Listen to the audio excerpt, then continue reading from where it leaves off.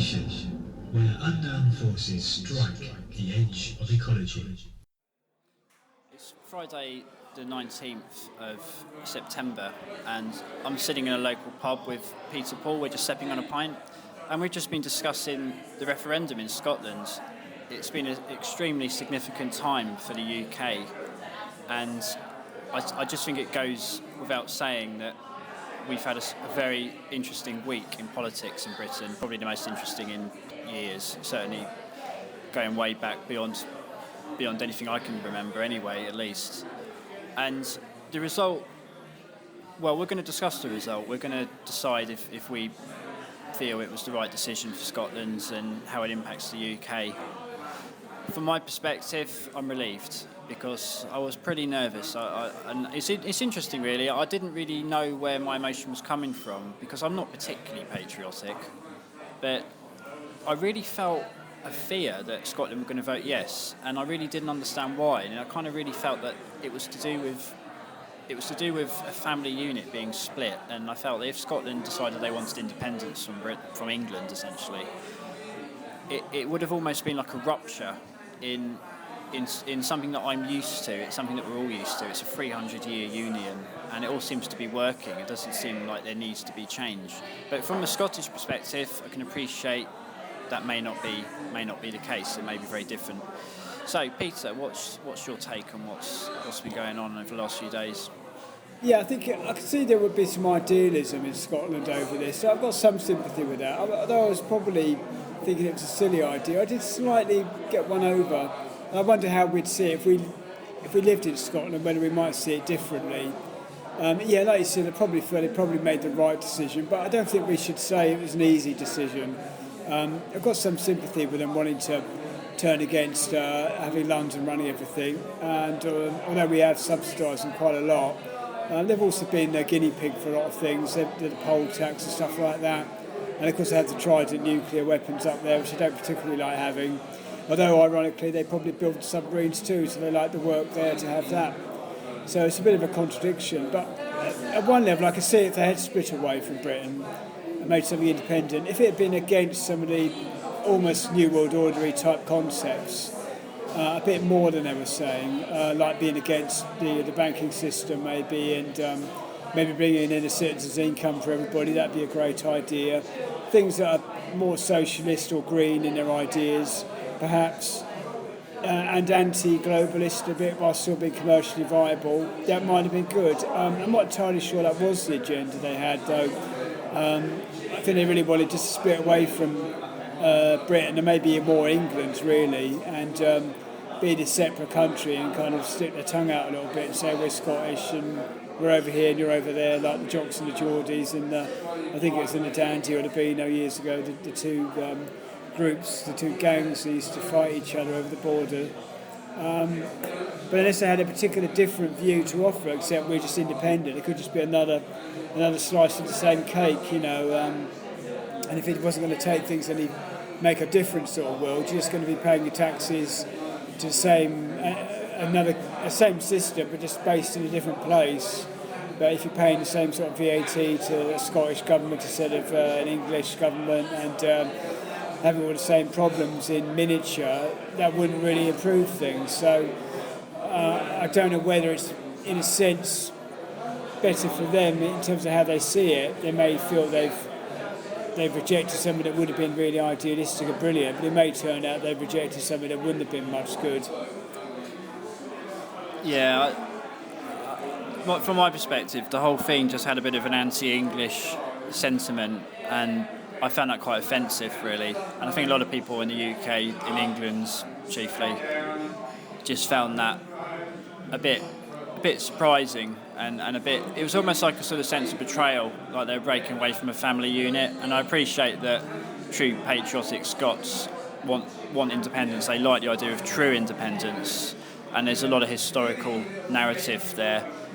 But this union now has been going on for 300 years, and from my perspective, I think it's just let bygones be bygones. I mean, we aren't the England of 300 years ago or 500 years ago.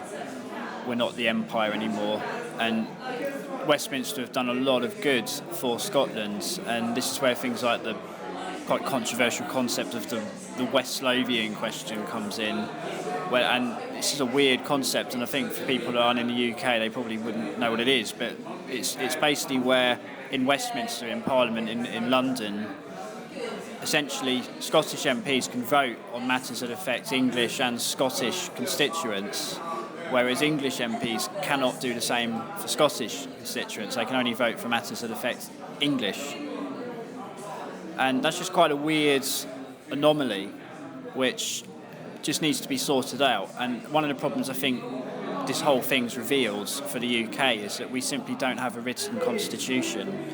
And that was something that I remember learning a lot about when I studied law at uni, was the idea that Britain doesn't have a constitution, which is bizarre, but it's unwritten.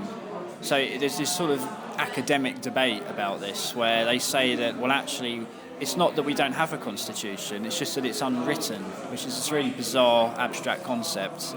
But without getting too deeply into that, because that's a long discussion, this whole thing just highlights the fact that there's a real need now for a lot of reform in the UK, and I think a lot of people will be a lot happier if things are done not just in Scotland but in England and Wales and Northern Ireland, that just tidy up this really ancient system, because there's just a lot of really weird stuff going on that doesn't need to make much sense, and certainly I think from outside perspective it just seems like a complete mess, a lot of it.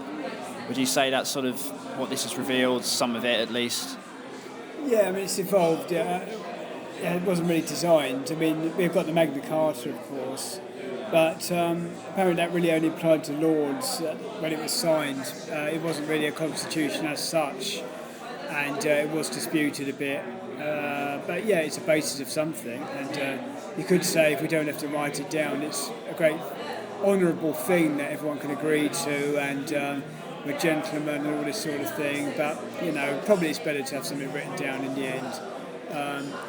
Obviously the US have got a constitution, but they do amend it, of course, and we've had a lot of talk on InfoWars recently about the gun rights and all this sort of thing, about the right to bear arms and all this sort of thing, which is in the constitution.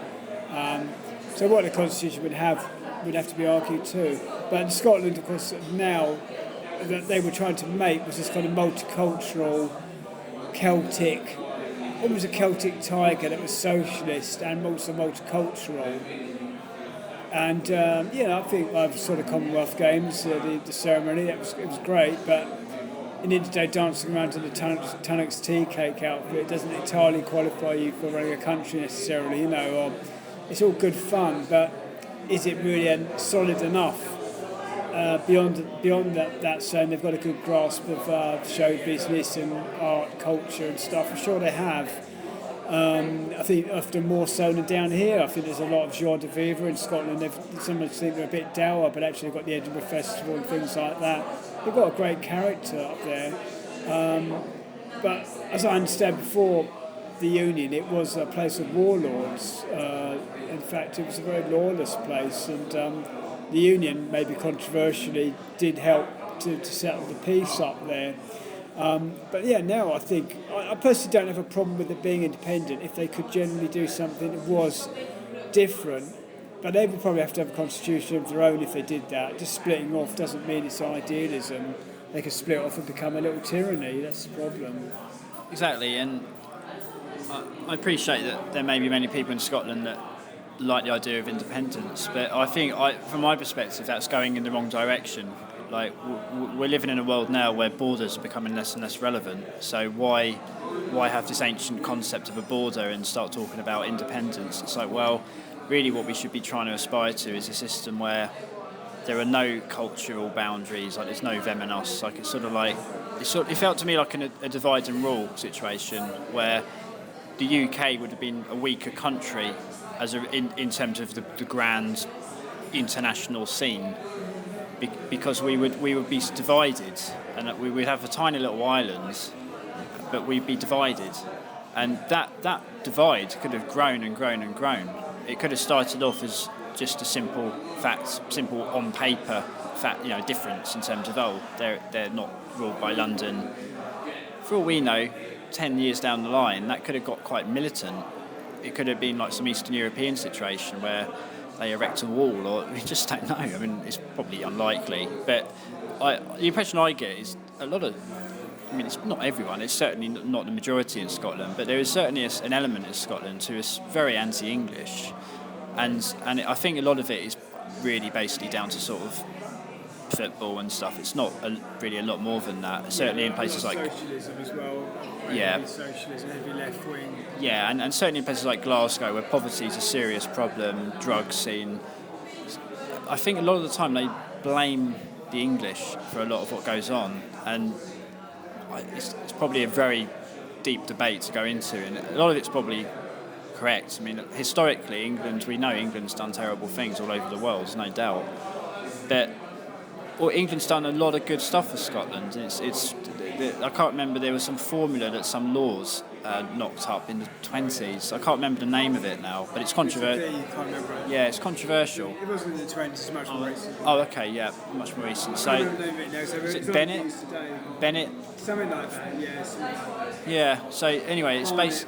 Barnet formula, that's one. So the Barnet formula is quite a weird one. They get £1,300 more each per year than we do here.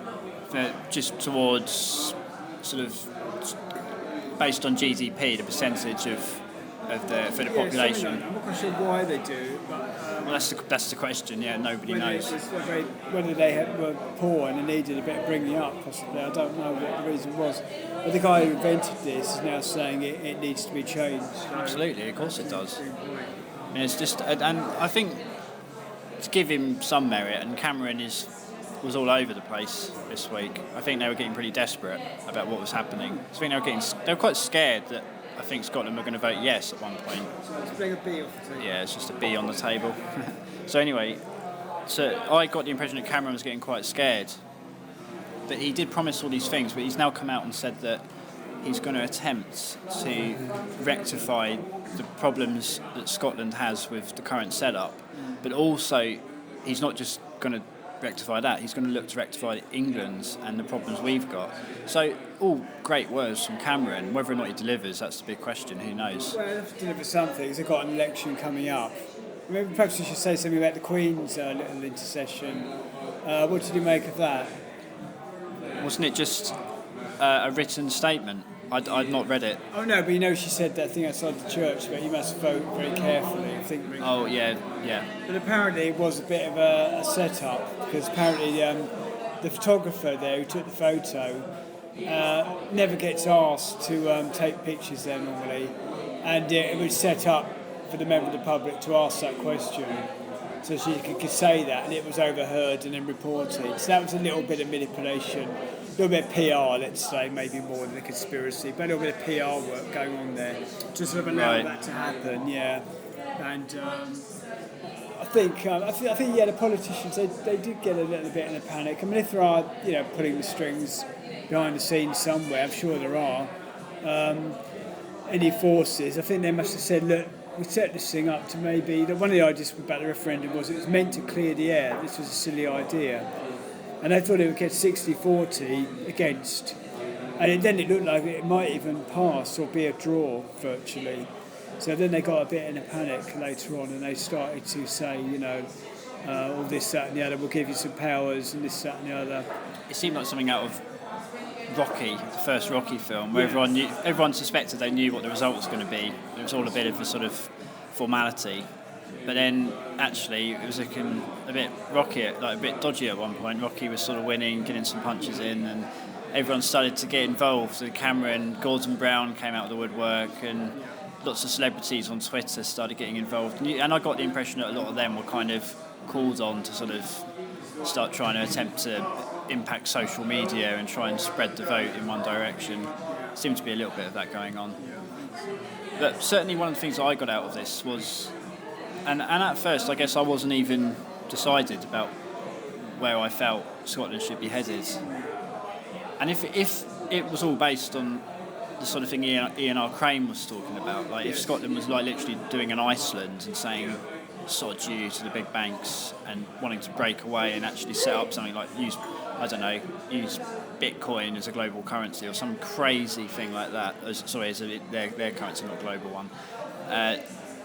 Yeah, sure, I would have been quite interested, but it was nothing overly radical. It was, but the thing that I got from the Yes campaign was it felt like a cult, and it really did feel like a sinister, very organised, very aggressive cult, and they seemed to be doing a lot of sort of really sort of pushy canvassing, and I guess that they felt the need to because they were very passionate about it, but it seemed to me to blur the line between whether or not they were operating the way they should be and if it was actually getting a little bit cultish at times. Well, I've been involved with a couple of referenda in Brighton before when we fought the elected mayor idea, and these sort of tactics happened then as well, so it doesn't surprise me, and to a lesser degree, and not an unpleasant degree, when we had the Falmouth Stadium controversy in Brighton about whether it would be built on the Greenfield site, there were things done then which, you sometimes think, well, they're manipulating it a bit by asking a question a certain way, and you've got to answer yes, and it makes it look like you support that when you don't, and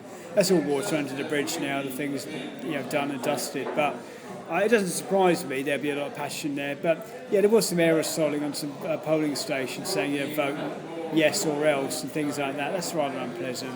Yeah, and I think they were doing a lot of manipulation to try and convince young voters that it was the right thing to do, like 16, 17-year-olds who, of course, are able to vote in this referendum. Yes, they can't vote in the election, though, so... Right, interesting. But I read somewhere that there was a lot of that going on, that they were manipulating teenagers to try and convince them that yes was the right way to go. I think psychologically, if you have any campaign where yes, the word yes typeset in capital letters, it looks positive. And a good fancy slogan to go with it. Yes, you've got a funny flag, well, not funny flag, sorry, I don't mean that, but you've got an interesting flag with a white cross and a blue background, so you could do that with face paint. And it's a bit like the global warming thing. On Sunday there's a global warming march in London on the 21st of September 2014. Again, it's the usual thing. I used to be involved with that whole crowd, and paint your face, have a balloon, have a big funny banner. It's all fun. There's a lot of paraphernalia that goes with these things. When you've got a cause to push, it can be simplified. It seems a lot of fun because you can make it party time, but it's not such a party time thing to say no. When we were on the anti-elected mayor campaign many years ago, back in 2001, again, we were the moaning minis, saying, oh, we don't want this, it's no, or you're being negative. Just because you say no, you're being negative. Well, hold on, it's a referendum, the question has to be yes or no. You could say A or B, but if they put yes or no, one is positive, one is negative. Well, let's say they put the Scottish referendum in a different way. Do you want this to be an independent Scotland, or do you want to continue under the UK? A or B? I'm an A voter, I'm a B voter. Well, it doesn't have the same ring about it. If you bet yes, even saying yes, you smile because the E makes you smile. Psychologically, it has that almost neuro-linguistic programming side to it. I can't remember who said it, but it was an American politician who said something along the lines of change. That's what pushes people to vote, and it's like the promise of change. Yeah. And it was something that Barack Obama was really hot on during his 2008 campaign in America. It's all about change, the politics of change. Yeah. But interesting, when I sat up to 5 o'clock in the morning, which is later than you would to watch Man Lands on the Moon, to hear the results on radio. It's very, very interesting, really dramatic. I mean, there's a long pause because it's a very spread out area, Scotland. And bear in mind that, because there's a big turnout. Normally elections you get a tiny turnout in Britain, maybe 50% or less. So because there was 85%, there were lots of ballot papers to count. So that's why it was so late, the results. And even then, though, I thought it might be like 100% turnout. It shows that 15% still can't give a monkeys either way, which I don't think anyone's really alluded to. I mean, in Glasgow, there was only 75% turnout. Which, it's a quarter of the population didn't even give a monkeys about the future, to the point where they were registered to vote, but they couldn't be bothered to turn out. I mean, you kind of think there's a lot of despair or nihilism or absolute disbelief there at some level, which should be, noted, I think. It's a good point, though.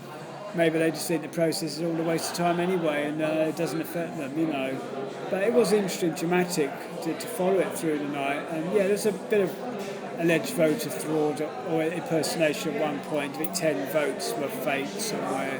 Nothing very much.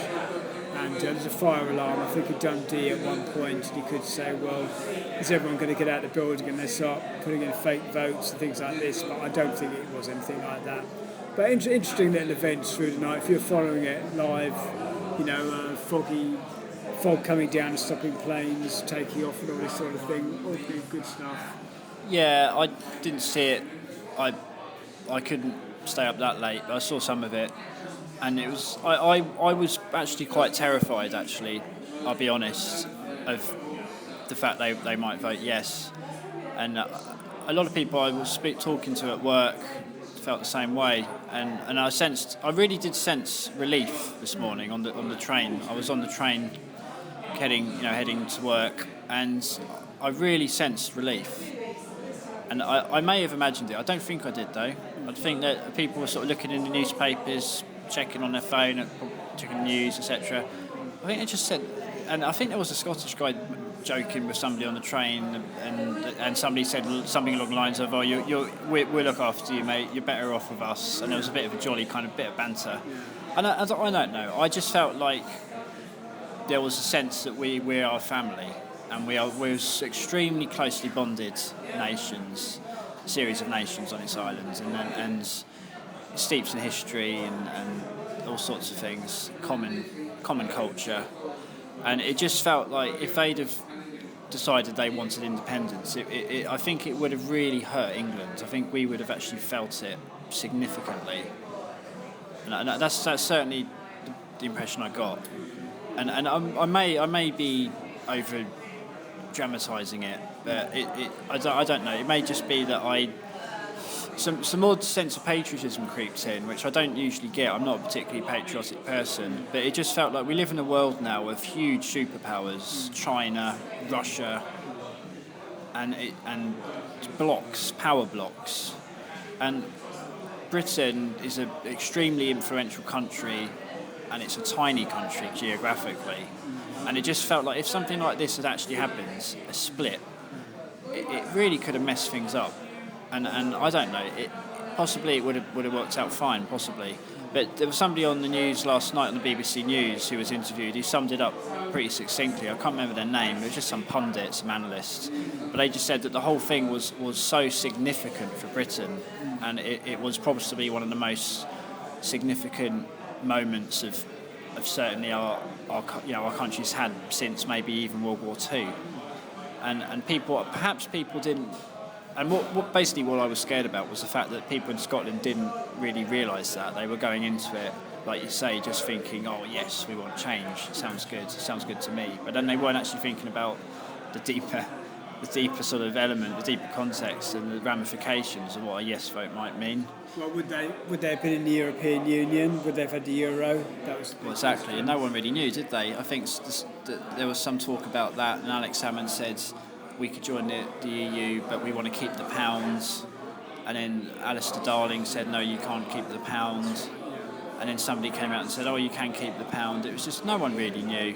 Everyone was just swinging, they had no idea. Well, it's a mystery because there is a Scottish pound note that is slightly different from ours, but it's legal tender down here.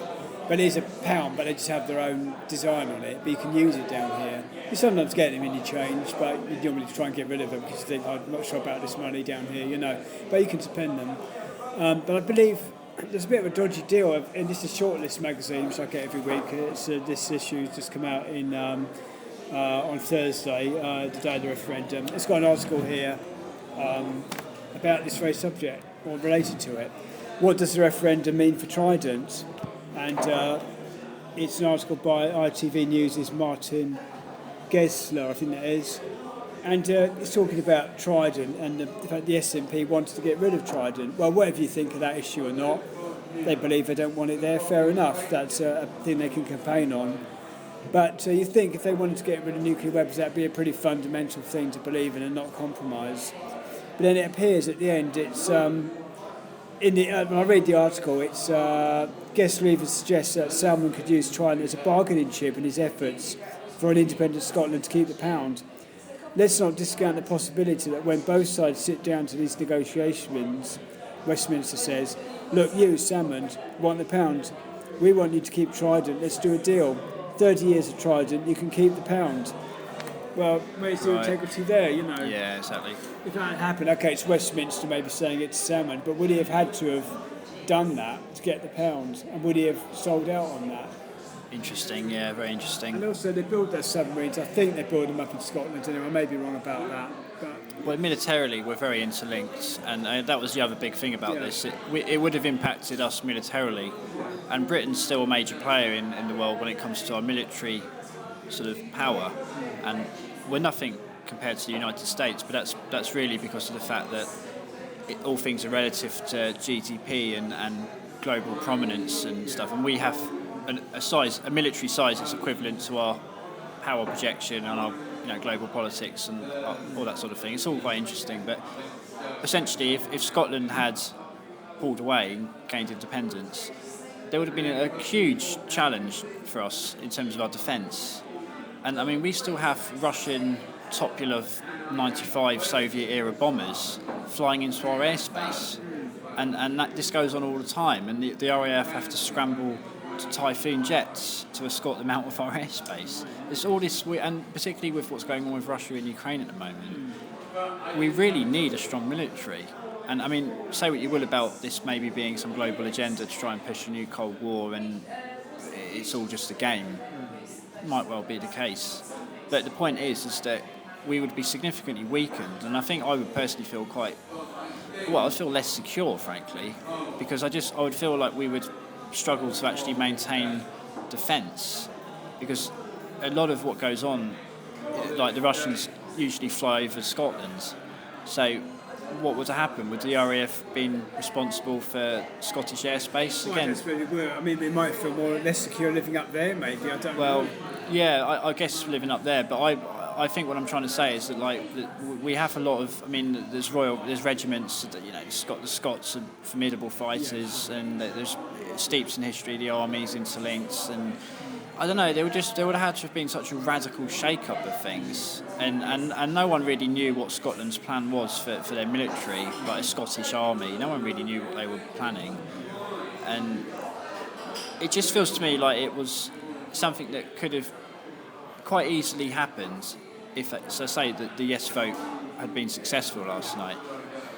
It feels to me like if that had happened, it may have been an absolute disaster, and it may have been something that they actually ended up regretting 5 years later. Well, that's true. They said it would be split apart forever. I mean, possibly you could have joined the UK again if we'd have you back, maybe if Scotland had split up, but I don't think anything can ever be said not to be reversible, but even so, yeah, you wouldn't reverse it easily, and it could well have been I wish it would be a success if they did it, if they had ideals behind it. That's what my worry was, that they were doing it just out of a lot of rather jingoistic reasons. But if it worked for them, fine, but if it hadn't worked, what was the plan? They were trying to set up Scandinavia and things like that. Well, they've got a lot of money over there, high taxes to pay for everything. They haven't really got that in Scotland. I think the idea of Scotland was to get the population up, because they've only got about 4 million population, which is, less than half the population in London, to put it in perspective, and a huge land. So 75 million people in the UK, so 90% of that, I think, is England. Yeah, so it's nothing really. Scotland is virtually empty, so you have to have lots of immigration. So that might be what you'd have to end up doing, possibly, and that might be the socialist agenda. Well, perhaps it is, but maybe with a simpler lifestyle, they could have sustained it up there. But they would have to tell everyone you've got to have a much simpler demands on the system, because you're not going to have the money to pay for all this stuff.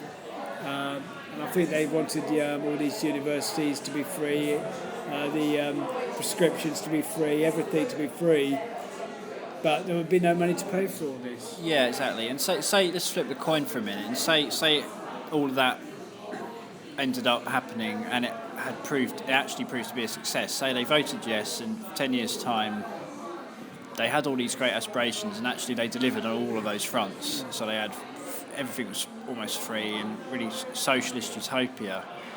What would have stopped a mass immigration of people from England and Wales and Northern Ireland to just head on into Scotland?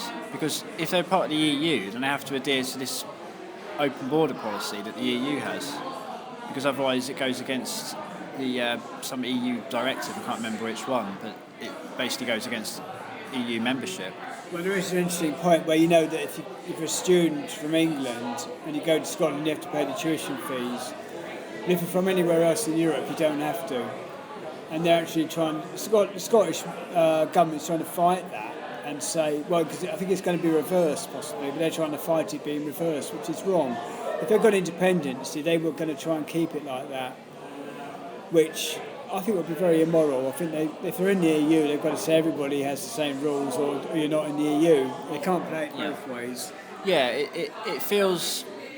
It's very strange. It just feels as if it all goes back to the whole West Lothian question, I guess. But it kind of just feels like Scotland, in a way, is they're almost like first-class citizens for some reason, and I think it all goes back to the West Lothian question. I think it's just somebody was saying this morning on Radio 4 that apparently if it wasn't for the Scottish MPs, tuition fees, Tony Blair's great idea for tuition fees in England would never have gone through, because they were basically the Scottish MPs voted for it in England.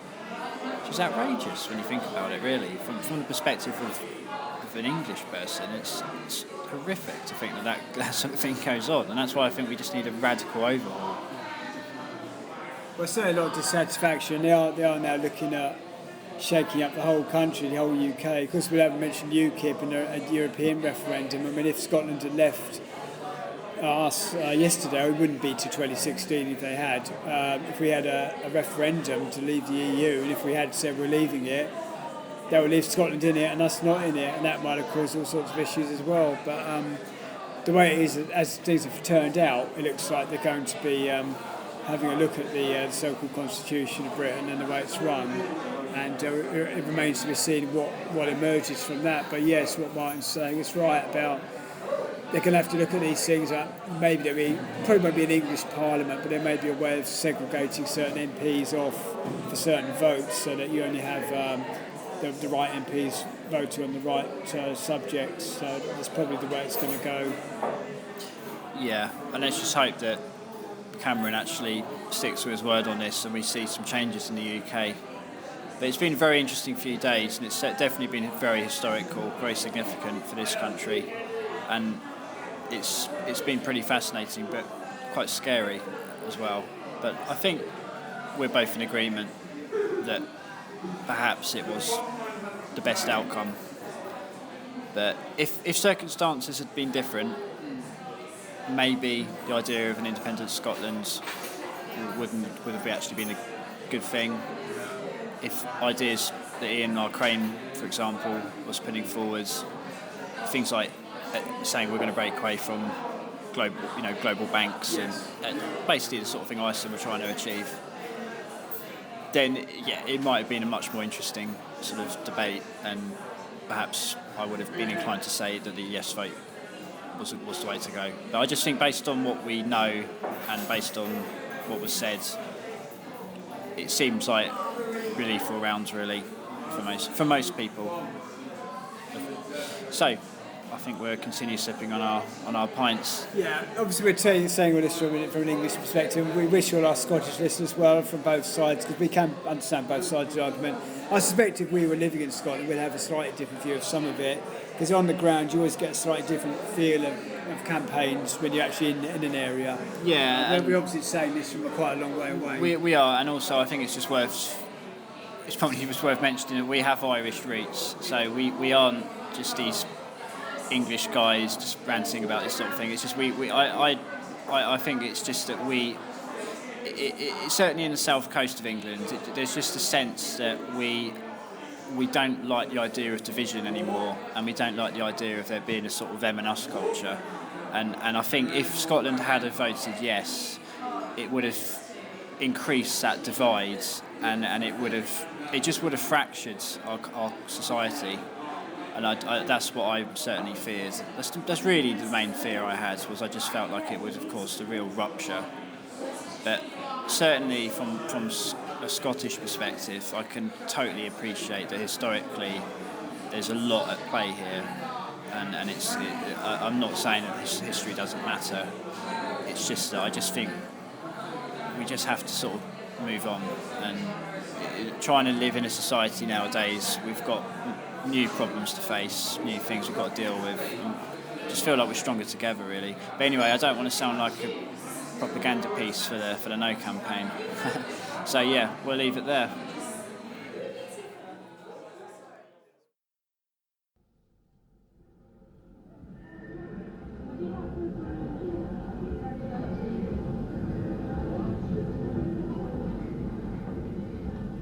The information where unknown forces strike the edge of ecology.